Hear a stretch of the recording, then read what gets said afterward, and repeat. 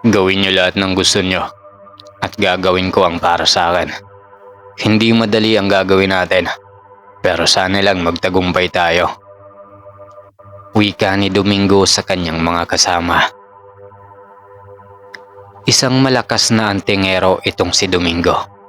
Walang gustong kumalaban dito dahil sa kanyang abilidad mula sa kanan. Pero hindi pa rin talaga maiiwasan ang magkaroon ng katunggali mula sa kabilang panig. Balak din tapusin ng mga aswang itong si Domingo, pero wala silang sapat na lakas at kakayahan para labanan ito. Kaya nagawa ng mga aswang na sumapi sa mga malalakas na mambabarang at mangkukulam. At kahit sa mga engkantong itim ay nagawa pa nilang makipagkasundo para lang matalo ang nag-iisa nilang kalaban na si Domingo. Mayroon naman mga kasama itong si Domingo na kapwa niya antingero. Pero hindi naman nababahala itong mga kalabang aswang. Dahil para sa kanila ay isa lang silang mahihina na kayang patayin ng mga mahikang itim. Ang labis lang talaga nilang kinatatakutan noon ay si Domingo dahil sa tanga nitong buto ng langka na naging bato at isang medalyon ng Trispico Roma. Bukod pa roon ay ang mga kaibigan niyang mabubuting engkanto. Ganun pa man ay matiwasay namang namumuhay itong si Domingo. Paminsan-minsan ay pumupunta ito sa laot para lang mangisda at ipagbili sa mga kababaryo ang nahuling isda. At pag hindi naman ito nauubos ay dinadala niya ito sa bayan. Minsan din siyang nangangaso para kahit papaano ay may dagdag siyang pera para sa kanyang mga pangangailangan sa bahay at maging sa kanyang sarili. Wala itong asawa at anak, kaya sarili na lang niya ang binubuhay nito. Wala na rin itong mga magulang dahil namatay ang mga ito noong siya ay bata pa lang. Sa edad na 11 ay natuto na siyang magbanat ng buto. Nagagawa niyang maghanap ng mga bakal, bute, plastic bottle, karton at kung ano-ano pa na pwedeng ipagpalit sa pera. Dahil sa kanyang pagsisipag ay labis naman itong kinawiwilihan ng mga taong nakakakilala sa kanya. May mga taong naawa at gustong kupkupin ng bata. Pero sa murang edad nitong si Domingo ay parang may sagulang na ang kanyang pag-iisip. Gusto nito na doon lang siya sa naiwang bahay ng kanyang mga magulang. Wala naman magawa ang mga tao noon sa kanilang baryo kundi respetuhin ang gusto ng bata. Ayon pa sa kanila na hindi naman talaga basta-basta pwedeng iwanan at talikuran ang mga naiwan ng mga magulang nito. Pero kahit ganoon ay binibisita nila itong si Domingo at may mga nagdadala ng pagkain, mga prutas at kung ano-ano pa na pwedeng makatulong sa bata. Habang lumilipas ang mga panahon ay unti-unti na ding nagbabago itong si Domingo. Minsan ay nakikita nila itong umaalis at ilang araw bago ito bumalik. Wala silang ideya kung saan ito pumupunta. Pero kahit ganun ay hindi na nila ito pinapansin pa. Nakikita naman kasi nilang mabait ito sa mga tao. Maayos makipag-usap at maganda ang pakikitungo sa mga kababaryo. Paring Doming, saan ka ba nagpupunta? Madalas ka na lang wala dito sa bahay nyo. Tuwing pumupunta ako dito wala ka. At ilang araw ka bago umuwi. Wika ng kaibigan nitong si Unyok. Hindi nagkakalayo ang edad nitong dalawa. Si Domingo noon ay nasa edad 27. Habang ito namang si Unyok ay edad 25. May naasikaso lang ako pare. Alam ko makakatulong ito sa akin. Pero sa ngayon ay hindi ko pa masasabi. Sagot naman itong si Domingo. Masaya silang dalawa habang nagiinuman at nagkukwentuhan. Hindi na nga nila namamalaya na malalim na ang gabi. Hindi naman nababahala itong si Unyok dahil nasa bahay naman ito ni Domingo. Wala namang problema iyon sa binata dahil mag-isa lang siya sa bahay. Paring Doming, wala ka bang balak mag-asawa? Alam mo, tumatanda na tayo at kailangan na nating magkaroon ng makakasama sa buhay. Wika ni Onyok na noon ay medyo lasing na. Nako paring Onyok, wala ata sa isip ko ang mga bagay na ganyan. Isa pa, kaya ko namang alagaan ang sarili ko. Sagot naman ni Domingo.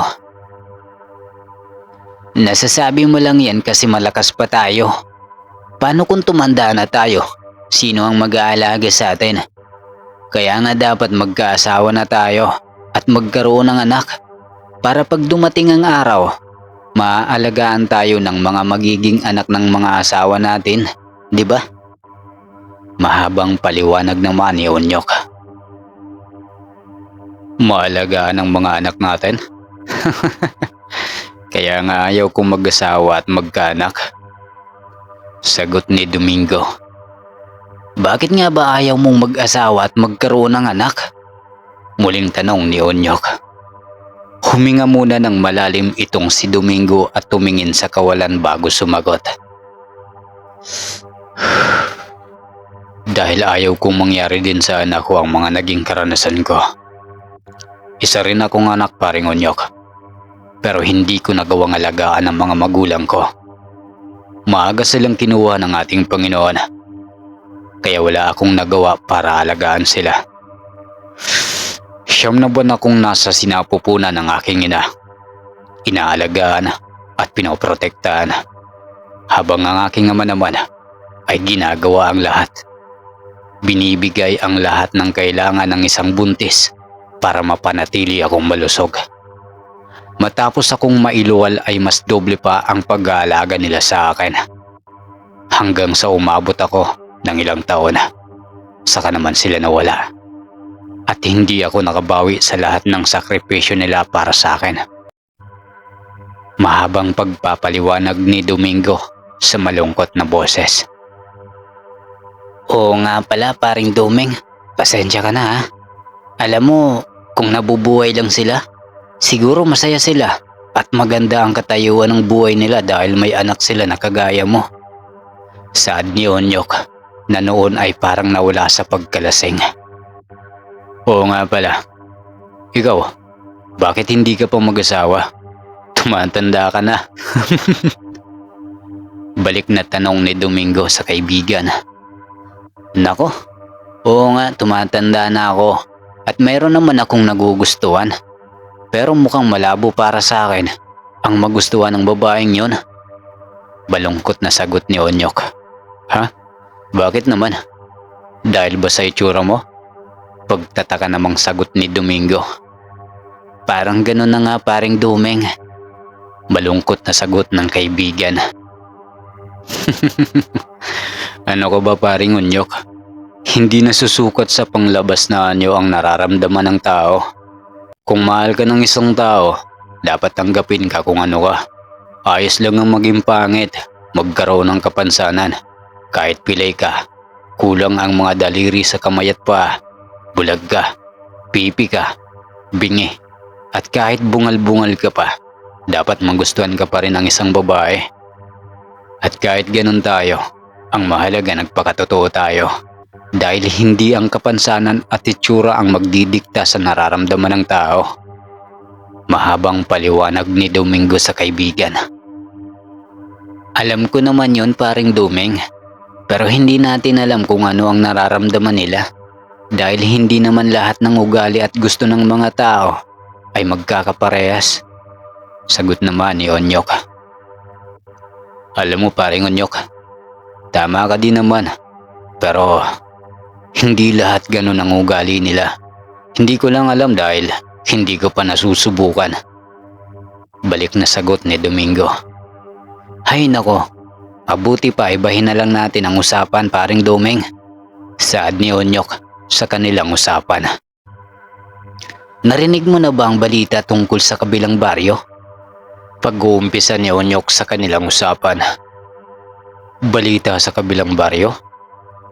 Nagtatakang tanong ni Domingo sa kaibigan. Ayon sa kaibigan nito, na ang sinasabi nitong kabilang baryo ay umuugong ang usap-usapan tungkol sa pagkamatay ng mga hayop na alaga ng mga tao roon. Wala daw nakakaalam kung sino ang gumagawa noon.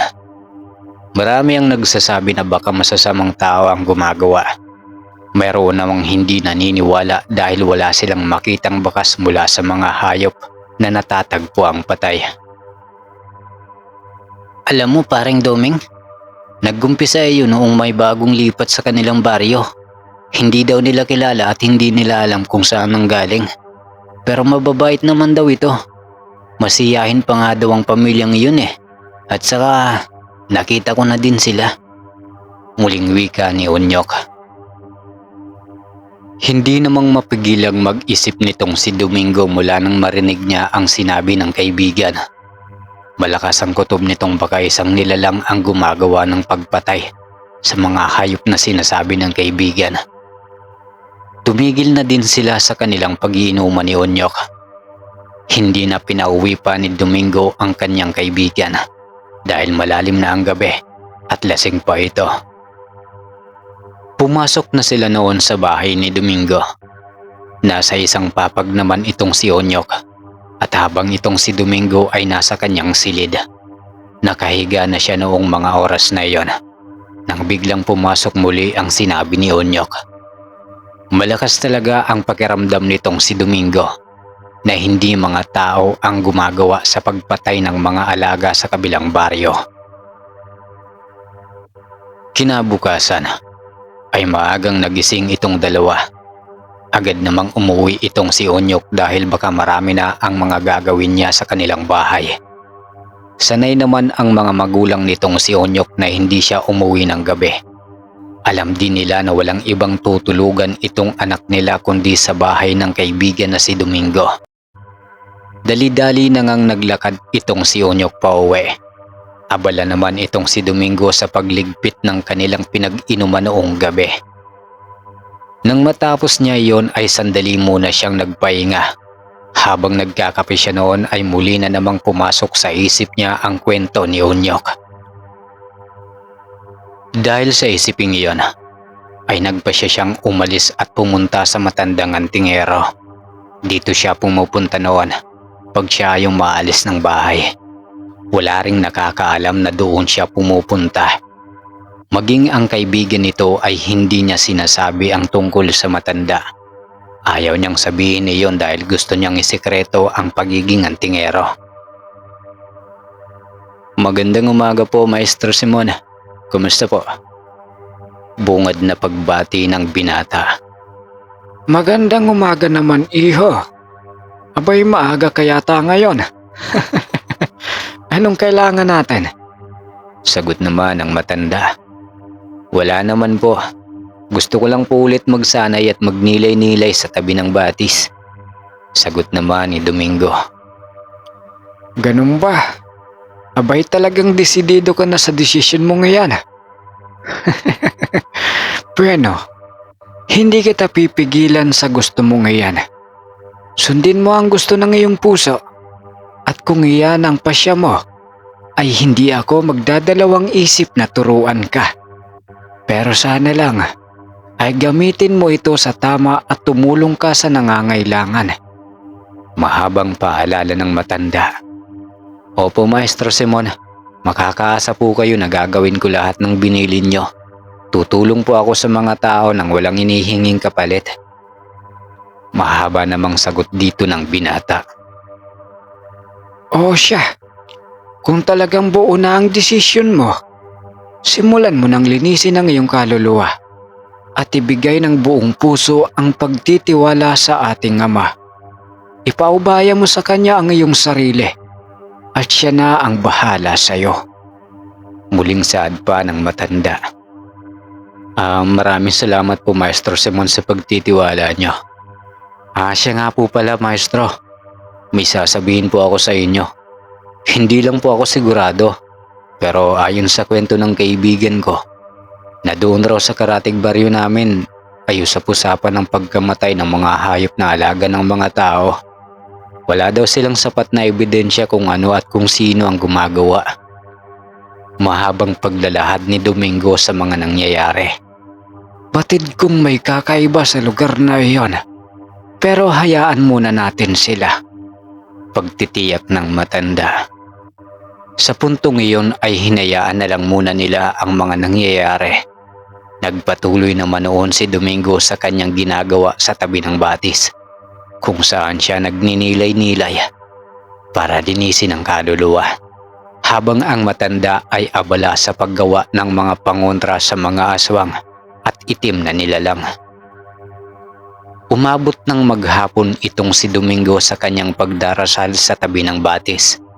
Tinawag na ito ng matanda para magpahinga at bukas na ulit niya gagawin ang kanyang pagninilay-nilay. Agad namang tumayo ang binata dahil sa nagugutom na din ito at nangihina. Mabilis naman itong tumungo sa kinaroroonan ng matanda.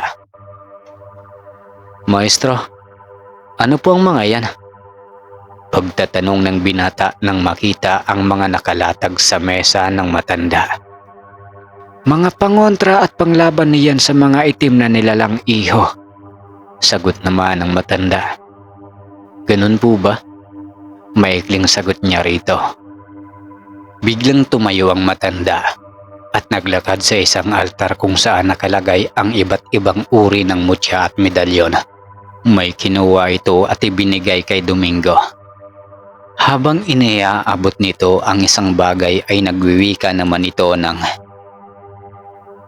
Gusto kong ikaw ang mga laga sa medalyong ito. Huwag mong ipagsasabi sa kahit kanino ang bagay na iyan. Dahil malaki ang maitutulong sa iyo ng medalyong iyan.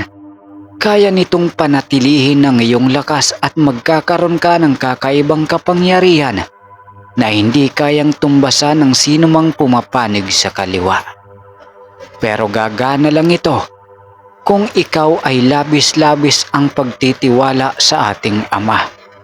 Magagawa ka rin itong tulungan sa oras na ikaw ay malagay sa panganib. mahabang pagpapaliwanag ng matanda. Tinanggap naman ng binata ang medalyong iyon. Nang mahawakan niya iyon ay may kung anong init ang dumaloy sa kanyang braso hanggang sa buo niyang kalamnan. Parang ang gaana din ang kanyang pakiramdam ng mga sandaling iyon. Maestro, may kung ano po ako nararamdaman sa medalyong ito. Parang kakaiba eh. Nagtatakang sambit nito sa matanda. Tumawa naman noon ang matanda at hinayaan si Domingo. Ilang oras pa ang lumipas ay kumain na sila ng hapunan. Masaya sila noon habang kumakain. Para silang magama kung titingnan. Matapos nilang kumain ay nagpahinga sila sa labas ng bahay. Niligpit muna ng binata ang kanilang pinagkainan at sumunod sa matanda sa labas ng bahay. Maliwanag din ang mga oras na iyon at malamig ang simoy ng hangin. Maestro, ano pong iniisip nyo? Bakit nakatingin kayo sa bilog ng buwan? Bungad ng binata kay Mang Simon nang makitang titig na titig sa buwan. Wala naman iho. Maikling wika ng matanda. Umupo na din itong si Domingo sa tabi ng kanyang maestro at tiningnan din ang maliwanag na buwan. Kasabay noon ay ang pagsulyap niya sa mga bituin. Napakarami ng bituin ngayon. Iho, may sasabihin ako sa iyo at gusto kong malaman mo ito. Marahil ay ito na ang tamang pagkakataon para malaman mo ang buong pangyayari sa mga magulang mo. Seryosong sambit ng matanda habang nakatingin sa matanda. Ano po ang ibig niyong sabihin, maestro? Pagtatakang sagot naman ni Domingo. Hindi basta-basta ang pagkamatay ng mga magulang mo, iho. Dahil namatay sila sa pamamagitan ng isang kulam. Nalaman ko lang ito noong ako'y pumunta sa lamay ng iyong mga magulang. Pagpapaliwanag ng matanda kay Domingo. Ibig niyong sabihin, hindi sila namatay dahil sa sakit? Gulat na saad ng binata. Ayon pa sa matanda na hindi na nakilala pa kung sino ang gumawa dahil hindi na niya ito natulungan. At dahil sa nakita niya ay hindi niya ito ipinaalam sa mga tao dahil hindi naman sila maniniwala kung sasabihin dito. Bukod pa doon ay magiging palaisipan ito sa mga taga-baryo dahil wala naman daw nakakaaway ang pamilya ni Domingo. Dahil sa narinig ng binata ay labis-labis naman itong nagngit-ngit sa galit. Mas dumoble pa ang pagnanais na maging isang malakas na antingero para puksain ang mga pumapanig sa kadiliman. Mas pinaigting pa niya ang pagsasanay mula sa pangangalaga ni Maestro Simon. Ngunit sa paglipas ng mga panahon ay unti-unti namang nakakalimutan ni Domingo ang nangyari sa kanyang mga magulang. Unti-unti na ring humuhupa ang galit na bumabalot sa kanyang puso. Dahil na rin siguro sa tulong ng matanda na kanyang maestro at siyang tumatayo bilang isang magulang. Habang tumatagal ay unti-unti itong nagiging mabuting tao na siya namang kinawiwilihan ng mga kababaryo nito. Wala ring nakakaalam na isa na siyang ganap na antingero. Matagal na panahon niya iyong tinatago at nananatili siyang isang normal na tao. Ngunit sa kabila ng kanyang pagiging simple ay hindi pa rin talaga maiwasan ang magkaroon ng inggit at galit sa kanya. Alam naman niya na may mga taong galit sa kanya, pero hinayaan niya lang iyon dahil wala naman silang mapapala mula rito. Wala rin siyang pakialam sa mga ito dahil ayon sa kanya, hanggat wala silang ginagawang masama ay mananatili siyang mabait at ituturing silang kaibigan. Ilang taon pa ang lumipas. Edad 30 taon. Marami na rin siyang karanasan. Wala na rin siyang balita sa kaibigan niyang si Unyok. Mula kasi nang magkaroon ito ng sariling pamilya ay umalis ito sa kanilang baryo para sumama sa lugar ng asawa. Habang ito namang si Domingo ay nananatili sa pagiging binata at sa pagtuklas ng mga lihim na aral mula sa kanan. Dumarami na rin ang mga nakikilala niya na kapwa rin antingero, pero mas tinitingala pa rin siya kahit ang matatanda sa kanya. Pero kahit ganon ay hindi siya naging mataas para sa mga ito. Ang kanyang maestro naman ay sobrang tanda na kung titingnan. Ngunit hindi mo pa rin siya makikitaan ng panghihina sa katawan. Mula sa pagiging malakas na antingero at sa pagkakaroon niya ng mga gabay na engkanto at diwata, ay dito na din nagumpisa ang pagkakaroon niya ng maraming kalaban. Unti-unti na silang lumalabas at nagpaparamdam. Patawad kaibigan, pero gusto ko lang ipaalam sa iyo ang nangyayari sa aming nasasakupan. Unti-unti nang pinipiste ang mga kalahi kong engkanto. Wala kaming magawa dahil malalakas ang mga ito. Kahit ang mga kapwa mo antingero ay walang magawa sa pagprotekta sa amin. Kaya naisip namin na ikaw ang lapitan at hingian ng tulong. Mahabang paglalahad ng isa niyang kaibigang engkanto na lumabas mula sa malaking kahoy. Huwag kayong mag-alala. Ako ang bahala sa inyo. Sa ngayon ay dapat muna kayong lumikas sa inyong tinitirhan. Lumito muna kayo sa aking nasasakupan. Wika ni Domingo sa engkanto. Masusunod kaibigan. Paumanhin sa aking pang-aabala. Aalis na ako. Sagot naman ng engkanto. Gusto kong lumikas na kayo sa lalong madaling panahon at iparating mo ang sasabihin ko sa mga kapwa ko antingero na pumunta sila dito para mapag-usapan ang mga dapat gawin. Utos nito sa engkanto. Masusunod kaibigan. Salamat ulit sa iyo. Huling wika ng nilalang dito. Bigla namang naglaho sa kawalan ang engkanto Habang itong si Domingo ay nananatili sa harap ng malaking kahoy, iniisip niya rin kung bakit gano'n na lang ang pagnanais ng mga itim na nilalang na siya ay patayin. Pero kahit gano'n pa man, ay hindi siya nababahala sa mga ito. Labis lang ang kanyang pag-aalala para sa mga kapwa niya antingero na nagbubuwis ng buhay para lang maprotektahan ang mga kaibigan nila at ang mga gabay ng kanilang mga tangan. Mula sa di kalayuan ay nagwika ang kanyang maestro habang siya ay nakatingin sa kawalan.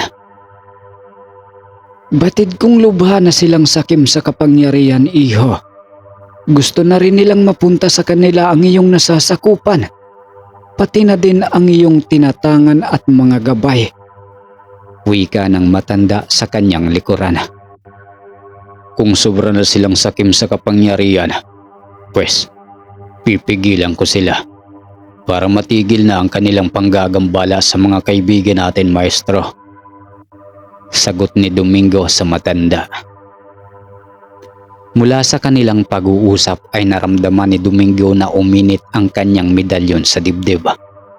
Alam ni Domingo ang ibig sabihin ng medalyong iyon dahil isang palatandaan iyon para sa kanya. Alam niyang may kakaiba sa paligid nila. Isang nilalang na hindi kauri ng mga kaibigan nilang engkanto.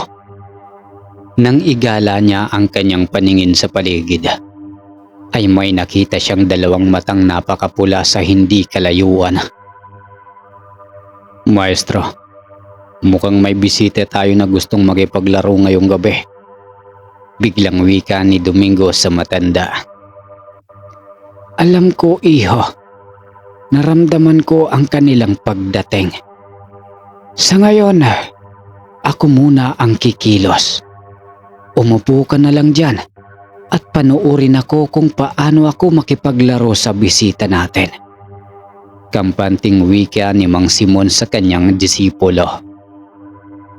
Hinayaan na lang iyon ni Domingo sa gusto ng matanda dahil gusto niya rin makita kung paano makipaglaban ang kanyang maestro. Nang sandaling iyon ay naglakad si Mang Simon palabas sa kanilang bakuran, habang si Domingo naman ay nakaupo lang at nakatingin sa kanyang maestro. Nakahanda naman siya noon kung sakaling humingi ng tulong si Mang Simon. Habang naglalakad ang matanda ay naramdaman ni Domingo na nag-uusal na itong si Mang Simon. Ramdam iyon ng binata dahil sa lakas ng presensyang binibitawan ng matanda. Nang makalabas na ng bakod ang matanda ay nagwika na ito ng, Sigurado ba kayong gusto niyong makipaglaro sa amin? Pasensya na kayo. Dahil walang gana ang disipulo ko para makipagsaya sa inyo.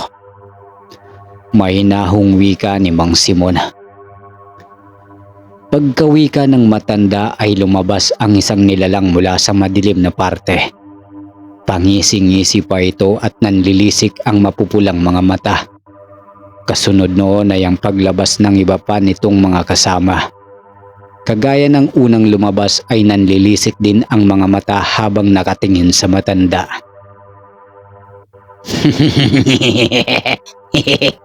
Sa palagay ko, masayang makipaglaro din sa'yo. Sayang, dahil hindi ikaw ang gusto kong makalaro. Pero dahil sa pinakawalan mong presensya, ay naakit kami. Bueno, gusto ko munang ipaalam sa inyo na simula sa kabilugan ng buwan na ito, ay mag-uumpisa na ang himagsikan mula sa panig namin at sa panig niyong mahihina. Mahabang wika ng isang nilalang. Matagal nyo nang sinimulan ang himagsikan. Hindi lang kami kumikilos dahil pinag-iisipan namin ang bawat plano. Hindi kagaya nyo na walang utak at basta-basta na lang kumikilos.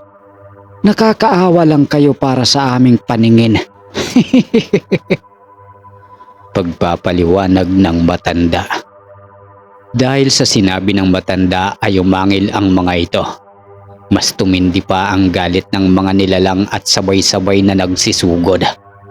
Sa puntong iyon ay kalmado lang ang matanda. Wala itong ibang ginawa noon kundi titigan ang mga nilalang na tumatakbo papalapit sa kanya. Agad namang napatayo itong si Domingo mula sa pagkakaupo. Dahil nababahala siyang baka hindi kayanin ng kanyang maestro ang mga kalaban. Ngunit, nang malapit na ito sa kinatatayuan ng matanda, ay bigla na lang tumilapon ang isang nilalang at nangingisay sa lupa. Hindi alam ni Domingo kung ano ang nangyari sa nilalang. Hindi rin niya nakitang gumalaw ang kanyang maestro. Kaya nagtataka siya noon kung ano ang nangyari. Ang iba pang kasama ng nilalang ay natigilan sa kanilang kinatatayuan. Mula sa kinatatayuan ng matanda ay nagwika ito. Nagtataka si Domingo dahil parang may kinakausap ito. Pero wala naman siyang makita maliban sa kanilang mga kalaban. Bakit ngayon ka lang? Muntik na akong mapahamak sa mga nilalang na ito. Sige, ikaw na ang bahala sa mga demonyo ngayon. Wika ng matanda sa kawalan. Nang matapos magsalita ang matanda ay naglakad ito papalapit sa binata. Nagpalingalinga ang binata noon dahil hinahanap niya ang kausap ng kanyang maestro. Mula sa mga nilalang ay nakita niyang napaatras ang mga ito. Nakatingin ang mga iyon sa madilim na parte at nagwiwika ng, Sino ka? At bakit ka nakikisali sa amin? wika ng nilalang sa natatakot na boses. Hindi nyo na kailangan pang malaman kung sino ako. Ang isipin nyo na lang sa ngayon ay kung paano kayo makakaalis sa lugar na ito. Dahil papatayin ko kayo ng hindi nyo magugustuhan. Wika ng isang napakalaking boses. Mula sa kinaroroonan ng boses ay nakita ng binata ang isang nilalang na napakakisig ng pangangatawan. Kitang-kita sa pangangatawan nito ang napakatigas na kalamnan at punong-puno ng mga ukit na hindi maintindihan. May hawak pa ito sa magkabilang kamay na espada at umaapoy ito ng kulay asol. Napakalakas ng ningas nito at punong-puno ng kakaibang enerhiya. Namamangha ka ba sa nakikita mo, iha? Iyan ang gabay ko mula sa kalikasan. Hindi basta-basta ang nilalang na iyan. Dahil walang kahit sino ang makakatalo sa gabay kong iyan. Wika ni Mang Simonang nakangiti. Maestro, saan po siya nanggaling? Hindi ko siya nakitang dumating kanina. Pagtatakang tanong ng binata. Hindi mo talaga siya makikitang dumadating dahil bigla na lang siyang lumilitaw. Pero lilitaw lang yan kung tatawagin mo siya at uusalin ng dasal na makakapagpabangon sa kanya.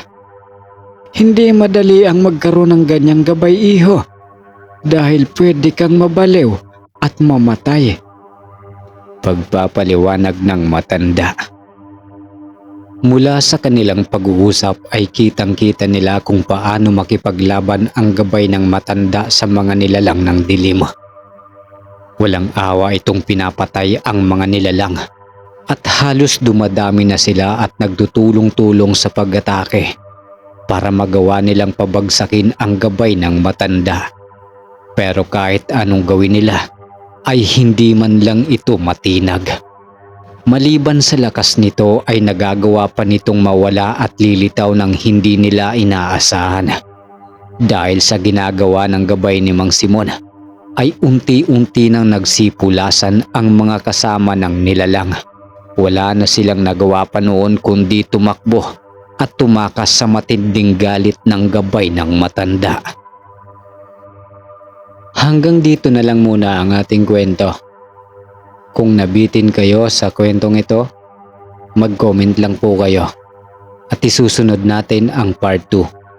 Hindi ko lang alam kung kailan pero pangako, ilalapag natin yon. Hindi ko lang alam kung kailan. Pero habang naghihintay kayo may susunod tayong ibang kwento para naman kahit papano ay may mapakinggan kayo. Saka mahaba yon, baka mga 1 oras din. At yung sa part 2 ng magkaibigang mga ngaso, coming na rin po yun. Pakihintay na lang. Ayun lang. At salamat pala sa mga bago nating tagapakinig, mga sumusuporta, at sa mga bagong subscriber syempre. Salamat po sa inyo. Sana ay dumami pa tayo para maganda. Yan lang. Salamat. Hanggang sa muli. Paalam.